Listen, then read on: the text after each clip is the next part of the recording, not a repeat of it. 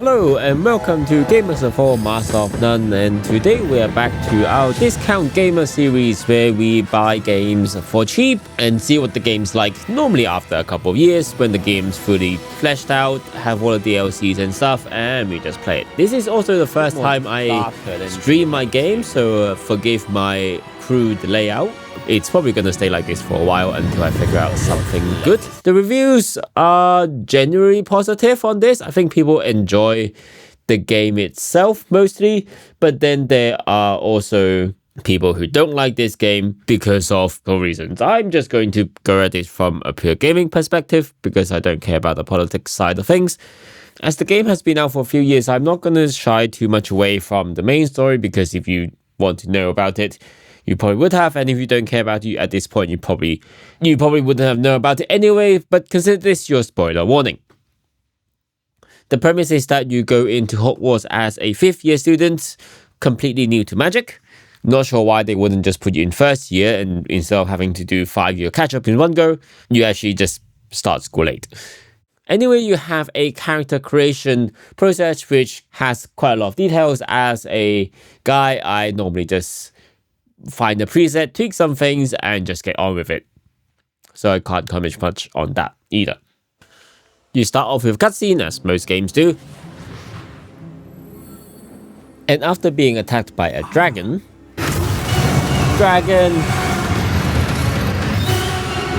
How is it still flying? Also, how's my owl? Oh, there we go. Owl. You get thrown into the intro where you learn to move around, admire how beautiful that they made the world, throw some references here or there, particularly to green gods and dragons. Notice that you have some innate magical abilities. What is this whisper?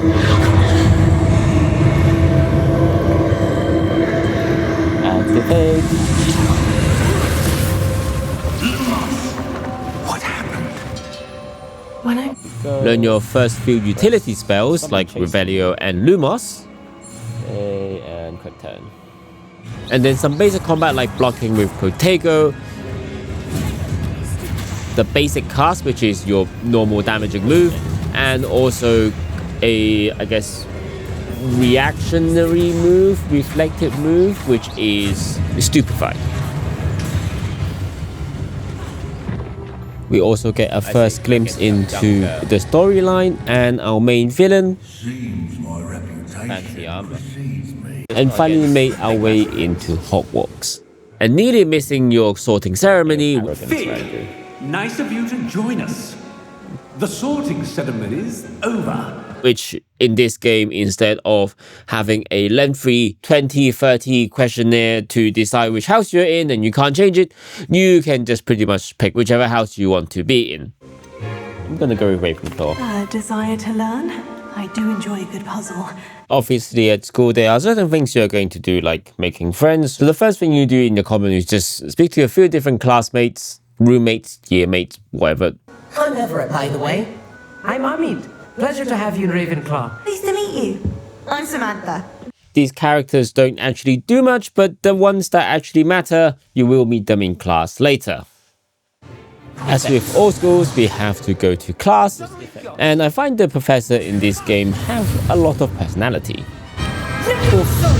Professor Hecat! Perhaps you'd be good enough to blast each other to pieces on your own time. I get new students every year, but I only have one Hebridean black skull. Shall we begin? Welcome to year 5 of charm. Now, this so will be energetic. a crucial year in your education on the art of charm work. Class, please welcome the newest rose in our garden. I see most of you have not forgotten how to stir. Not a fan, I take it? Astronomy is not divination. You won't find the mysteries of the cosmos charted out on your palms or at the bottom of your teacups.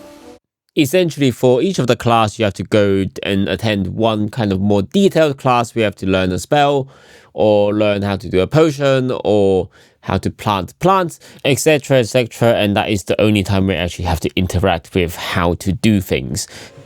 First, let's protect our ears. Grip their mandrake by the tendrils and give it a firm tug. I think you should have explained before telling us what to do. Because that happens. earplugs not helping then. Quickly, take your bags in the new port and cut down the soil.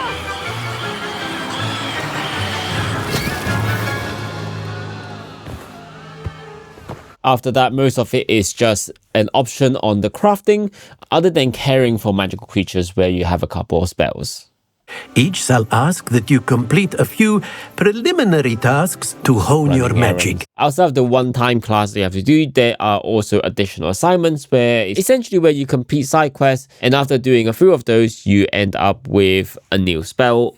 I completed the assignments, Professor. Marvelous. Easy. You clearly know your way around basic charms.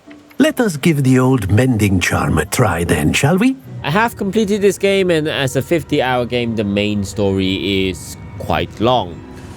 The main premise of the story is that we and Professor Fig continue to investigate what we encountered in the intro, which led us to meeting one of the previous Hogwarts headmasters. Oh, it's Can you. it be? As well as some of the other professors called the Keepers. They give us some trials in order to uncover the great secret, which was that ancient magic, like any other type of magic, can be used not for the good of the world, but for the bad of the world in the wrong hands, and the trials essentially prepare you to deal with that problem. Is this the repository that they've been looking for? Looks pretty epic. The first and second trial were combat trials, but you don't really see the puzzle solving side outside of these two trials. The third trial I find was the most interesting because it kind of put you into a different world, but you also have use and reference to the Deathly Hallows. The invisibility cloak is introduced in a stealth mission. The Elder Wand to do a combat mission.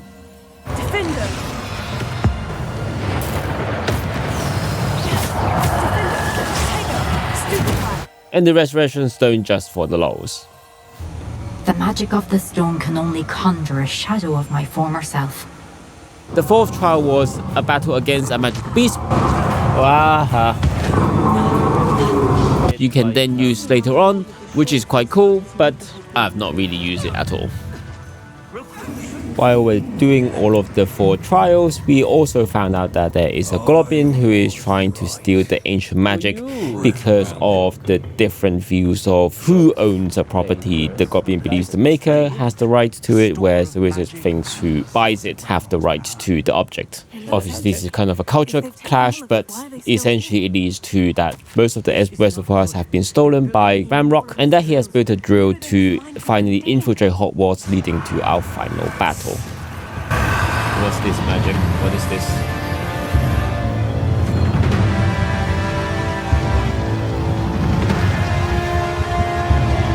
Let's throw away. Is it going to be a giant goblin? That's a dragon.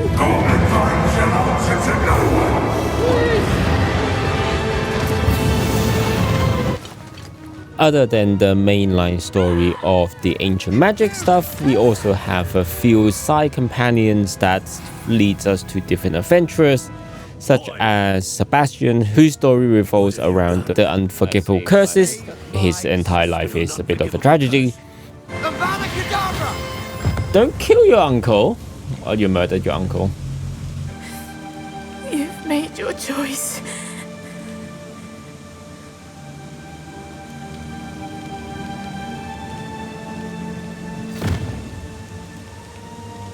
I never thought things would end this way. I hope we did the right thing. There's Poppy, who takes us on an adventure around magical beasts, taking down poachers, freeing magical beasts that are kept under control, and finding lost magical beasts along the way. The particular highlight was that we get chased around by a dragon. She's gonna think we stole her egg.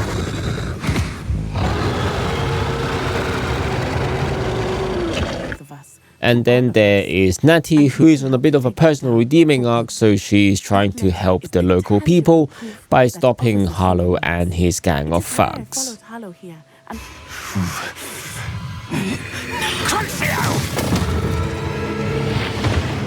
Dear. Obviously, as a open world RPG, there are lots of mini games and puzzles for you to do, such as pulling balls towards yourself, collecting things, completing different trials. Yes, how beautiful! Flying through hoops, following butterflies, smacking keys into the holes. That's it. Aligning stars to make shapes. Right, there we go. Push-pull puzzles. Figuring out mouse problems. 0, 1, 2, 3. So it should be the three-headed snake. Making things follow you, etc, etc. There is too many to count, so I'm not going to list them all here. As this is an ARPG game, we are going to get some action as well as some RPG. Let's talk about the action because there is quite a lot of it as we're playing through the game. We've talked a little bit about the basic combat earlier, so we're going to talk about the spells, which we have a slot of 4 sets of spells that we can use, and we can also get an additional 3 more sets, so you have 4 sets of 4 spells, which makes you have 16 spells you can use in combat. The problem is there are more than 16 spells you can use, and you can't have a set of utility spells that you might have outside of combat and then switch to the 4 sets of spells that you use in combat. You have to switch them in and out constantly, which is a little bit annoying. That's not the only pain point in combat. One of the things I've noticed because I'm playing with a controller is an issue with target switching when you are using a controller. Let in-stream me explain. The target lock isn't moving how I want it to. Like, if I'm pressing the left stick, I expect it to move like...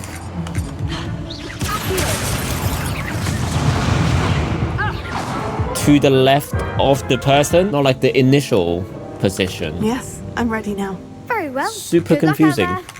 Another thing that annoys me a little bit during combat is that your opponents might have shields which are kept up automatically and you don't. You have to actively press a button to block incoming attacks, and most of the time you're going to miss that because you're busy attacking someone else. The shields are also color-coded, so you have to use the same type of spell to break the shield, which means that for a person who is halfway colorblind between red and green, and neither of the color correction works for me, I struggle. Yeah, that should be right.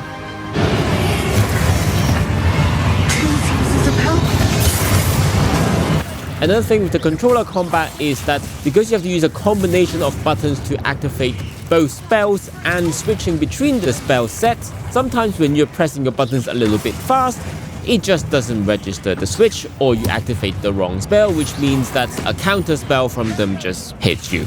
And finally, onto the RPG side, obviously there is the spells that we learn throughout the game. There's a leveling system which doesn't really do much. There is some gear which you need a minimum level to equip.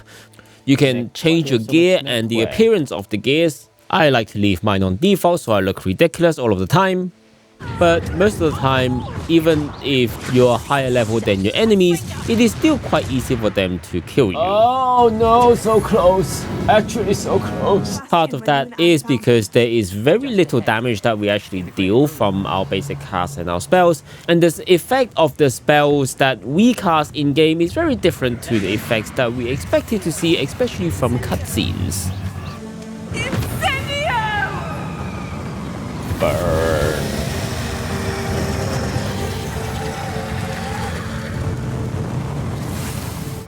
And you can also level up and add additional skills or traits to your gear by using materials gathered from magical beasts. You can have a look at the traits as well. Separately, 2 levels, there is also the talent system where you can add additional effects and enhance the spells that you already know. A lot of these are done through the Room of Requirement, which essentially is your base that you can customize to your liking. Rotate. As well as a place for your magical beasts where you can either breed them or you can just pet and play with them. You're a pretty boy, aren't you? I think I've rambled on enough about this game, and I can say that if you just want a casual playthrough in the Harry Potter world, this is definitely one of the games that you can pick up and get, especially when it is on discount. There are a few things that don't quite make sense to me in my brain. That's me, and I'm very particular about certain things. The only warning I have is if you come across a shady woman trying to shell a shop, maybe don't go for that mission if you're a little bit jumpy or don't like horror games in general. Oh, perhaps this isn't a good idea. This is one of my first streams, and taking 14 streams to try and compile them into a less than 20-minute video is really challenging. Also, I really appreciate a like and subscribe. Hope you like this video, and I'll see you next time on Gamers of 4 Master of None. Bye!